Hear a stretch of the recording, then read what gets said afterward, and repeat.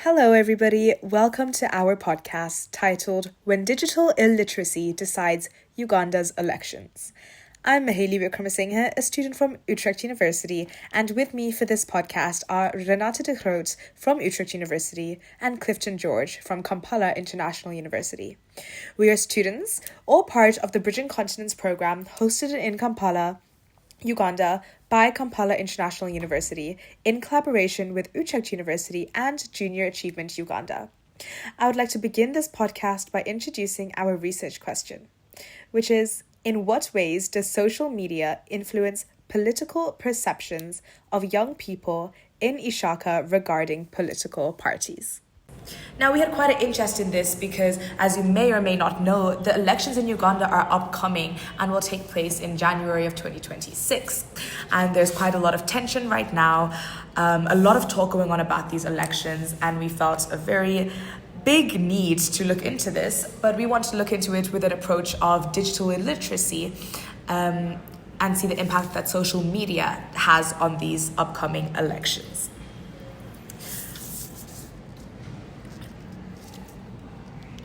So, as Mahaley mentioned, elections are coming up in January of 2026. So we wanted to ask our respondents how they feel about the upcoming elections. There seem to be quite some mixed emotions. There was some excitement, there was some hope for re-election of His Excellency President Museveni, but there was also fear. Some of our respondents told us that they were afraid that the election would result in chaos and violence. Could I also just take a second to introduce maybe our research group, which I forgot to mention a second ago, but we actually looked into a target group of 22 people in Ishaka, and these were students of Kampala International University Western Campus, as well as local people, store owners, boda drivers, people who work at restaurants, and we got a variety of different information that really helped us open our eyes a bit more to our research question, what we were trying to gather and conclude from this. We also conducted the research gathering qualitative data, and as well as some numerical data, some quantitative data, and we were quite interested in this topic, particularly because of the talk going on around the community in Ishaka right now. So as the elections are coming closer, politics are becoming more prominent in media. And here we see a difference between more rural and more urban areas. In the rural areas, the population is less literate, there's less access to internet, and we see that radio and newspapers are the most prominent news sources. However, in the more urban areas, the more educated and the more literate areas, we find that there's a higher access to internet, and therefore social media is a prominent news source as well. There's also a language barrier, as most of the content on social media is in English, and in the more urban areas, English is more common than in the more rural areas. So from our quantitative data, we gather that the most prominent social media news sources are X and TikTok. Okay, so as we examine more into this topic, I would like to take this opportunity to, maybe for our listeners who out there may not understand the political arena in our country, Uganda. So in Uganda, we have what they call a multi-party system, where we have a number of parties, more than two, running in for the political position in our country. Specifically, we have the major political parties that we have currently, and I'd like to introduce you. We have the NRM, and that is the National Resistance.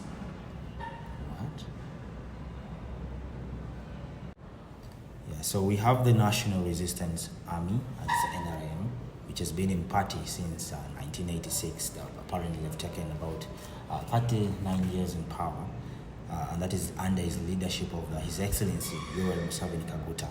Now the ruling party has been and one of the biggest parties that we have has been in Africa, and it's been a very big example to many political parties in the continent of Africa. We also have the main opposition party, and that is the National Unity Platform, which is led by Honorable Chagulanyi Sentamu, commonly known as Bobby Wine, which has actually been a party that has shown the young people believe that this is a party that finally revives the hope that they have, given the youthful nature of our country. So, and then of course we have other parties like the Forum for Democratic Change, and that is the FDC, which is formerly, it was headed by Dr. Kizza Besigye, who is currently is under arrest. We have other parties like newly formed parties like the DA, we have the PPF, and of course we're also not forgetting that we have some other members who are running for this high level of position as independent candidate. Now, what is important for us to understand in this as we examine this topic, our social media is actually creating a very big impact to our young people, given the youthful nature of our country. You realize that there is what I would like to maybe mainstream a bit on how the states has actually been has shown that it can control the social media use. I would like to give an example. Of course, a lot of articles have been written on how the states have been able to control the digital platforms across the continent of Africa. I would like to draw our attention to a particular article that was written by Pauline Lemar. That is by the Michelson Institute. She in an article she asserts that the social media is actually a very important tool that young people believe in, and it's a very good access for them to get all the political information. And that is why specifically these African states believe that controlling a digital platform is a very big step in order for them to control the young people. We have seen examples during the 2021 election in Uganda where the internet was shut, and then people didn't have access to the internet for about 2 weeks, and that was a moment where a lot of things went unnoticed, because they believe if people have the ability, the young people have the ability to make recordings and share to the different platforms. We're talking about X, we're talking about WhatsApp, we're talking about TikTok.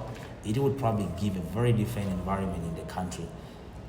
And if I may just add on to that, actually a very interesting part of our research, as you mentioned before, Clifton, is that X and TikTok were two of the main things that people spoke about. But as well as that, we tallied the social media platforms that people were talking to us about, as well as other mass media options, which Renata will elaborate more on shortly.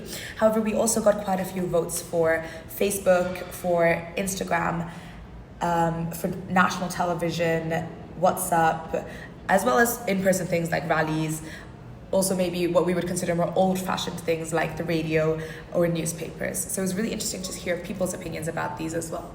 Amazing, and those are some of the response that we got. And of course, I'd like to give you more examples on how African states have been able to control the use of social media.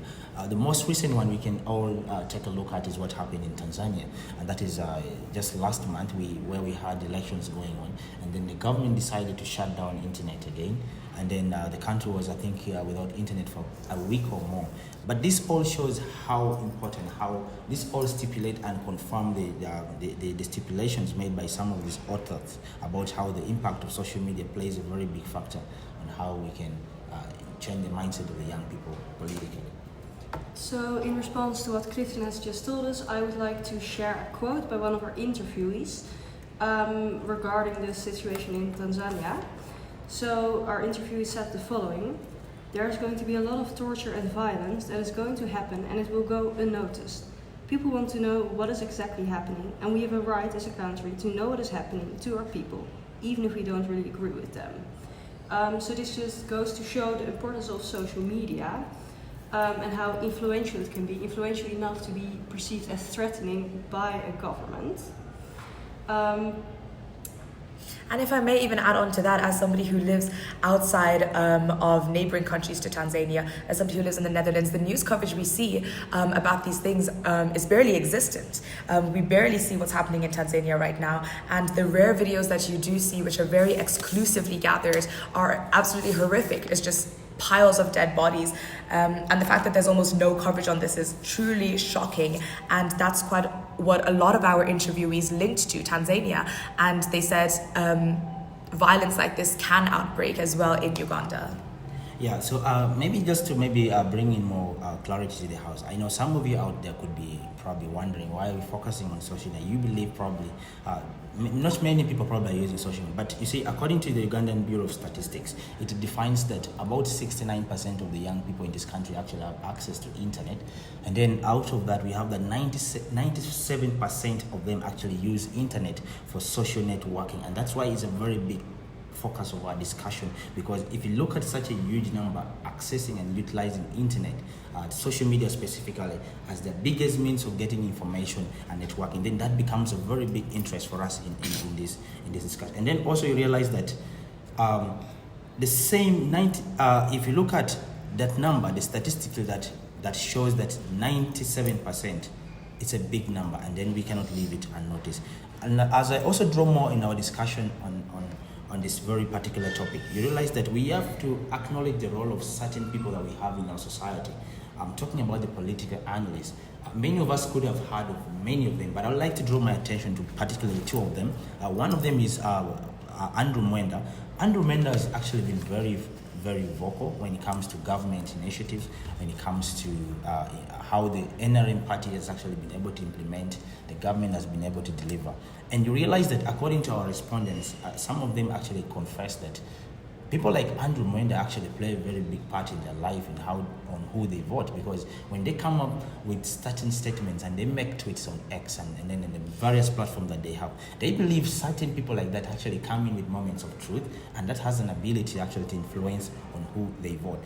Secondly, you also like to draw your attention to another gentleman that is actually very known, and this is a political analyst, he's an honorable member of parliament, and that is Honorable Ssemujju Nganda.